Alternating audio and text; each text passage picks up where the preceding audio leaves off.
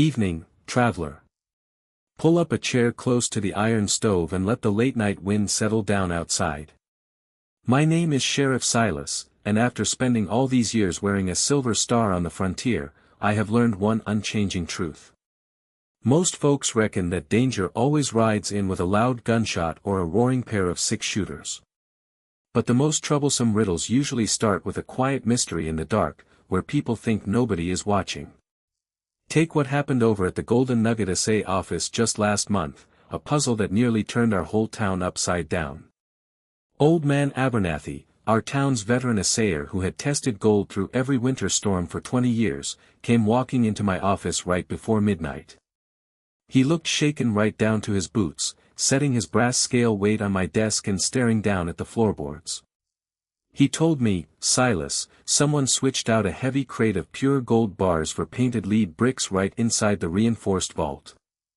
Now, when a pillar of the community is accused of such a bold theft, people are mighty quick to grab their pitchforks and shout for instant justice. The townspeople were already pointing their fingers at young Jesse, the night shift apprentice who had only arrived from the city a few months prior. They said a city boy with fancy manners and expensive tastes was bound to go crooked sooner or later. But in my line of work, you never hang a man's future on tavern talk and village prejudice. I told old Abernathy I would walk over to the assay office myself and take a close look at the heavy vault doors, because truth is a quiet thing that leaves its own footprints if you know how to look for them.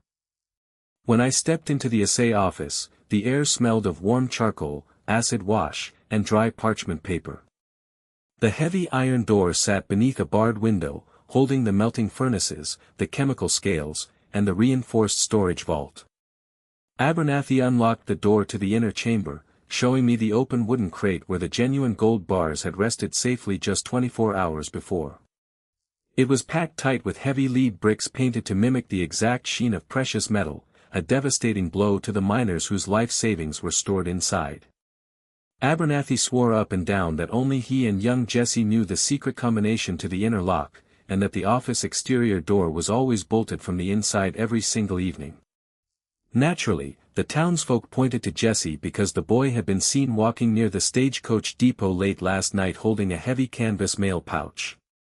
But when I tracked young Jesse down at his boarding house, he wasn't packing saddlebags to run away from the law. He was sitting quietly at a small wooden table, sketching architectural designs by the light of a single tallow candle. When I asked him about the heavy bag he was carrying, he smiled calmly, opened a small wooden chest on his dresser, and pulled out a set of heavy iron drafting tools and surveyor chains. He hadn't been carrying stolen gold bars at all, he had been picking up his equipment from the freight depot after working late on town expansion plans for the mayor. Jesse didn't steal the gold, and he hadn't fled town. That meant the switched crates and the secured vault weren't the work of the young apprentice at all. Someone else in that office understood the assay weights inside and out, and someone else knew how to manipulate the vault mechanisms without raising an alarm. Instead of rounding up suspects or jumping to hasty conclusions, I decided to examine the physical evidence left behind on the heavy wooden workbenches of the assay room. I sat down at the assayer's desk while the oil lamp flickered against the dark timber walls, running my fingers along the sawdust-covered floorboards beneath the smelting tables. That was when I noticed something curious about the dust patterns and wood shavings scattered near the back corner. While young Jesse had a neat, tidy workspace with all his assay crucibles neatly arranged by size, the dust near the heavy lead melting station had been recently disturbed by a heavy boot dragging a large, square object across the floor. More importantly, I checked the ledger of chemical acid supplies kept on the top shelf of the supply cabinet. When I turned back the pages to cross-reference the inventory, I found that several pounds of industrial acid had been marked off for cleaning crucibles, but no smelting residue matched that amount.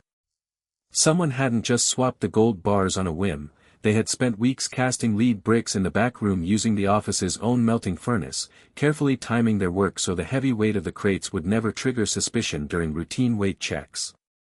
And the only other person in that town who possessed the master key to the back supply room and the specific knowledge of gold casting was Abernathy's former business partner, a fellow named Miller who had been bought out of the enterprise 6 months prior. When I confronted Miller down at the general store the following morning with the lead casting mold, and the inventory records in hand, the man didn't even try to reach for his holster. He simply let out a weary sigh, dropped his head, and admitted that mounting debts down at the rail junction had driven him to a very foolish crime. We recovered the hidden gold bars tucked safely inside a hollowed-out flour barrel in Miller's storage shed, and the precious metal was returned to its rightful owners before the midday sun reached its peak. Old Abernathy and young Jesse cleared the air right there beside the assay scales, their professional bond growing stronger for having weathered the storm together.